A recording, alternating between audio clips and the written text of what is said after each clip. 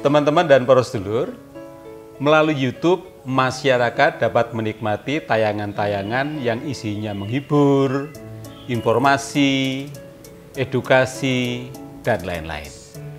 Pertanyaannya adalah, kenapa banyak masyarakat, banyak orang ingin menjadi konten kreator atau YouTuber?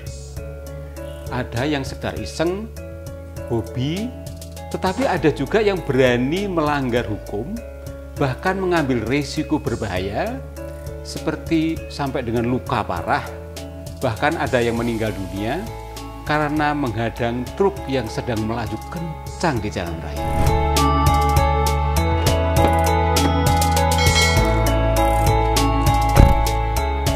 Bagaimana pandangan masyarakat terhadap YouTuber? Berikut ini saya akan menanyakannya kepada beberapa orang yang dapat saya temui.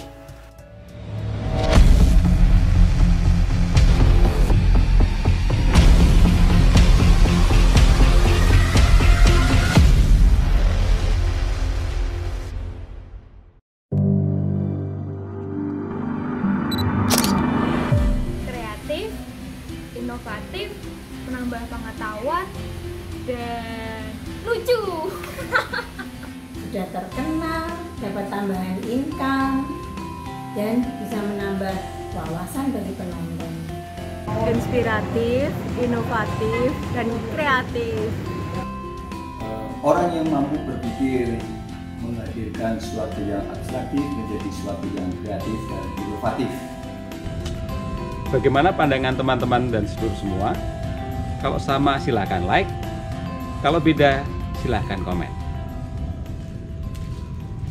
Nah, sekarang saya sudah sampai di studio Dan Jesse. Saya akan menanyakan kepada Dan Jesse yang seringkali bahkan setiap hari berhubungan dengan para YouTuber.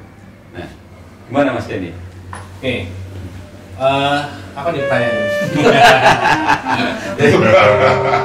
Jadi ini ada fenomena menarik nih tentang YouTuber yang mengambil risiko tinggi, kemudian melanggar hukum, bahkan ada yang sampai meninggal. Nah, itu motivasinya apa sih sebenarnya? Sebenarnya kalau ngomongin masalah YouTuber atau konten kreator itu banyak banget ya. Tapi menurut saya sebenarnya ada dua motivasi. Pertama, motivasi idealisme. Orang bikin YouTube karena pengen share sesuatu, pengen menghibur orang, pengen membuat orang lain pinter. Itu yang idealismenya kreator kalau ada. Yang kedua itu motivasi finansial. Jadi kalau yang saya temuin itu, walaupun pada awalnya itu mereka punya idealisme, tapi pada akhirnya orang jadi YouTuber itu pengen dapat pendapatan tadi. Tidak bisa dipungkiri lah ya. Bisa dipungkiri, bahkan saya berani bilang 99,99. Itu pengen dapat duit. Oke. Pengen terkenal dan seterusnya dan seterusnya. Jadi ada beberapa orang yang mungkin sampai offset udah kebablasan sehingga pengen mencari viralitas, terkenal, pengen dapat duit dengan cara-cara yang seperti tadi. Banyak juga konten kreator yang sangat serius. Jadi bukan sekedar terkenal atau dapat duit, tapi menjadi bisnis. Kayak saya sendiri itu memulai membuat channel YouTube dengan persiapan, bahkan dengan penetapan goal-goal yang sudah saya set jauh-jauh hari. Mungkin bisa mendapatkan penghasilan ya, dapat terkenal mungkin ada beberapa. Tapi untuk kalangan tertentu, untuk pengen jadi presiden, pengen jadi gubernur, atau pengen jualan dalam artian sebenarnya kan. Sampai pengen ngambil risiko yang tinggi itu apa ya, sepadan ya dengan benefit yang didapat? Itu sudah complicated menurut saya. Antara pengen terkenal, pengen ngetop secara sosial, melihat orang lain terkenal, melihat orang lain bisa berhasil, kemudian teman-temannya mungkin bisa dapat duit. Karena banyak banget di kelas saya itu yang masih muda-muda, baru mahasiswa, kan mereka sudah bisa berpenghasilan puluhan, ratusan juta. Itu saya lihat sendiri. Kalau dia cerita ke temannya, gimana orang nggak pengen seperti itu ya? Oke, udah terkenal, dapat duit, ya. Cuma sayangnya mereka ngambil ujungnya aja. Padahal di balik itu nggak ada yang langsung sukses gitu. Semua dimulai dari nol. subscriber, 0 views, 0 apapun, dan itu harus dibangun. Kalau kita tanya YouTuber sukses manapun, itu udah pasti tahunan, 2 tahun, 4 tahun, 5 tahun baru mereka bisa merasakan hasil. Ini kan beberapa orang saya tanya ini dari beberapa orang yang bisa saya temuin, kesan mereka terhadap YouTuber itu kan positif ya, ada kreatif, inovatif, nambah pengetahuan, kemudian terkenal, juga ada motif ekonomi ya biar tambah penghasilan. Nah, kenyataan di lapangan pengalaman Mas Denny gimana? YouTube sendiri mempunyai impact yang luar biasa dari sisi digital ekonomi ya. Nanti mungkin Bro bisa sampaikan laporan annual report dari YouTube mengenai impact dari YouTube ke masyarakat Indonesia itu luar biasa, membuat banyak hal positif. Laporan YouTube tahun 2021 ya Mas ya? Betul, itu dilaporkan, ditulis oleh, jadi YouTube meng-hire Universitas Oxford untuk membuat kajian. Itu bisa coba ditampilkan bahwa YouTube itu di sisi lain memang seperti yang disampaikan teman-teman tadi, kan mereka kreatif nggak pasti. Kan ini industri kreatif, yang di YouTube itu udah pasti orang kreatif. Kemudian mereka punya motif bisnis itu kalau di sisi kita ambil dari sisi positif itu memang benar adanya.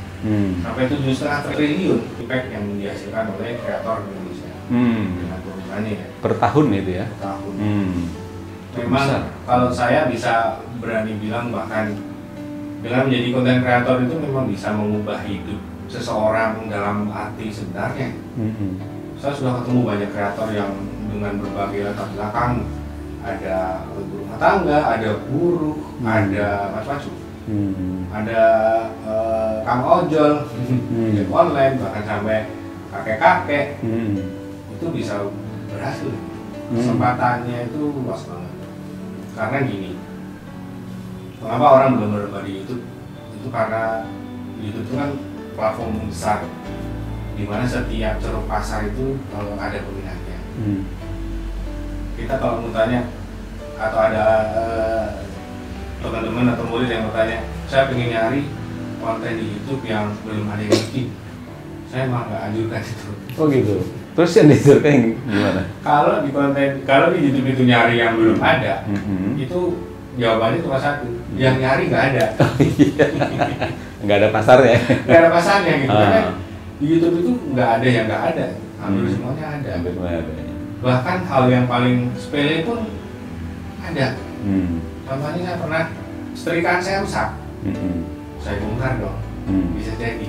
Masalahnya saya nggak bisa masangnya. Untung satu bautnya itu. Saya nggak bisa masang putar. Saya cari di YouTube dengan merek yang sama, dengan jenis yang sama, ada. Nemu ya? Nemu.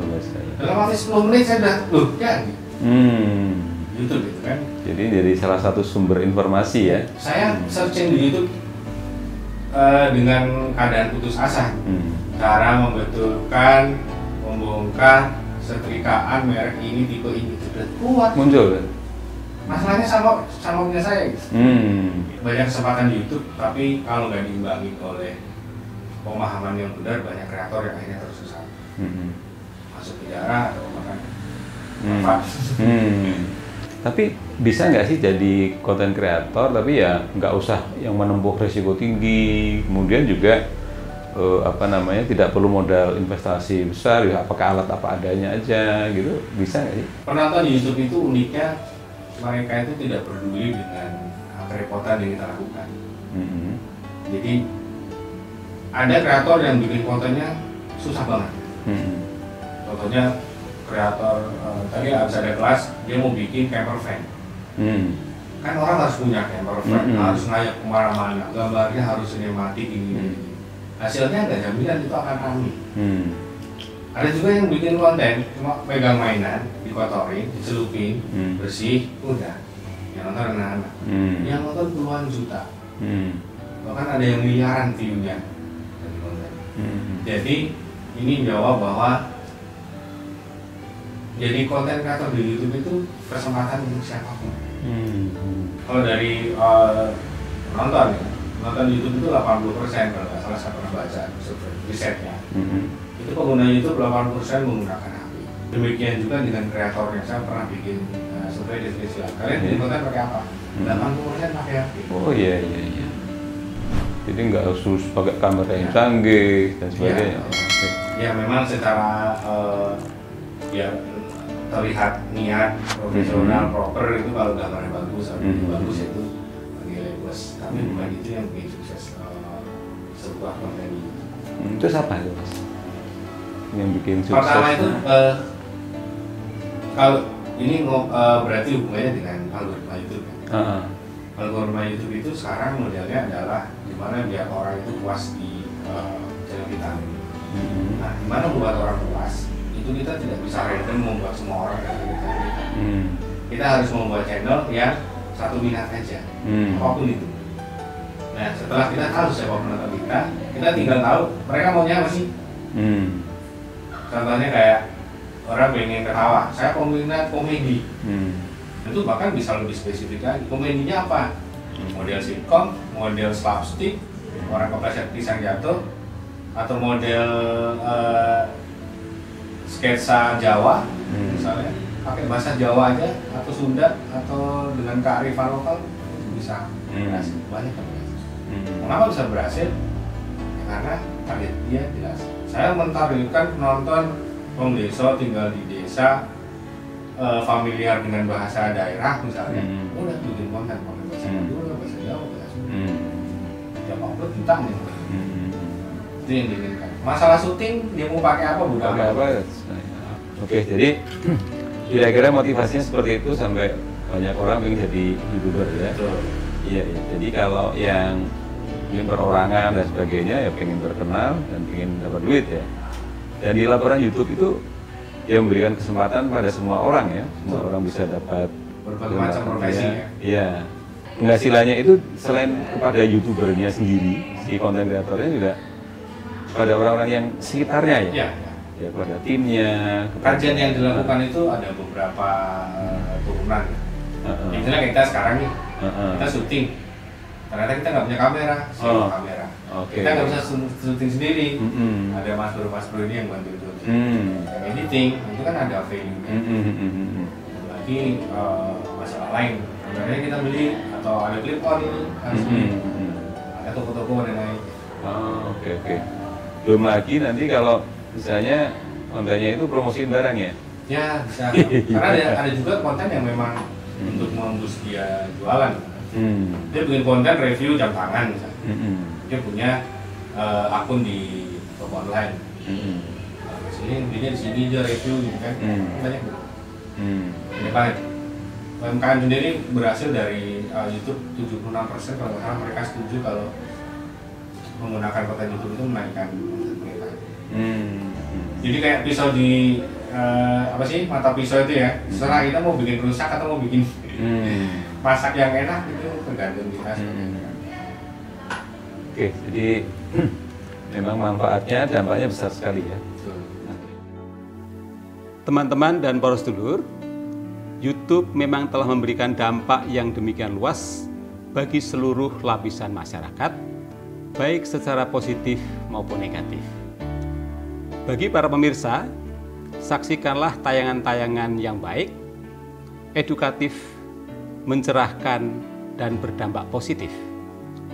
Sedangkan bagi para konten kreator, marilah kita sajikan konten-konten yang baik, secara etis, kreatif, sesuai dengan tata krama dan hukum yang berlaku, dan tidak berbahaya baik bagi diri kita sendiri maupun bagi orang lain. Terima kasih, semoga bermanfaat dan sampai jumpa.